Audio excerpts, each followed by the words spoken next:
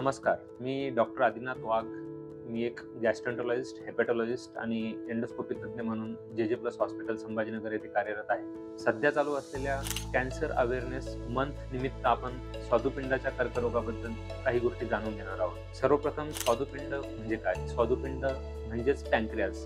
एक पोटामध्ये असलेला अवयव आहे जो की जठराच्या पाठीमागे असतो आणि याचं मुख्यत्वे काम हे अन्नाचं चयापचय करणे, त्याच्यासाठी लागणारे एन्झाईम्स तयार करणे आणि शरीरात लागणारे वेगवेगळे संप्रेरके म्हणजेच हार्मोन्स जसं की इन्सुलिन तयार करणे हे आहे. स्वादुपिंडाचा कर्करोग हा बाकीच्या कर्करोगाप्रमाणेच असतो. जसे की बाकीचे कर्करोग जसे की स्तनाचा कर्करोग, सर्व्हिक्सचा कर्करोग, पोटाचा कर्करोग, थायरॉइडचा कर्करोग याप्रमाणेच यामध्येही स्वादुपिंडामधल्या ज्या ऊती म्हणजे पेशी असतात त्यांची अमर्याद आणि अनियंत्रित वाढ होते.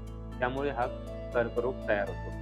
पोटात दुखणे, कावीळ होणे, डोळे किंवा त्वचा पिवळी पडणे, वजन कमी होणे, भूक कमी लागणे, मळमळ होणे, उलट्या होणे, त्याचप्रमाणे पाठीमध्ये दुखणे, डायबिटीज असलेल्या व्यक्तींची शुगर अनियंत्रित होणे ही त्यांची काही लक्षणे आहेत. स्वादुपिंडाच्या लक्षणांबद्दल आपण जाणून घेतलं. आता आपण त्याचं निदान कसं करायचं ती माहिती करून घेऊया. यासाठी रक्ताच्या काही टेस्ट, सीटी स्कॅन, पेट स्कॅन, एंडोस्कोपिक अल्ट्रासाऊंड, ERCP यासारख्या अत्याधुनिक उपकरणांचा वापर केला जातो.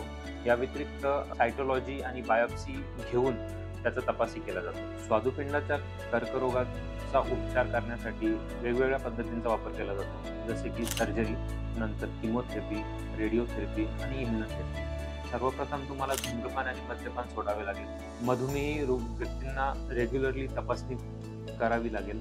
शुगर नियंत्रित ठेवावी लागेल आणि जंक फूड अवॉइड करावे लागेल.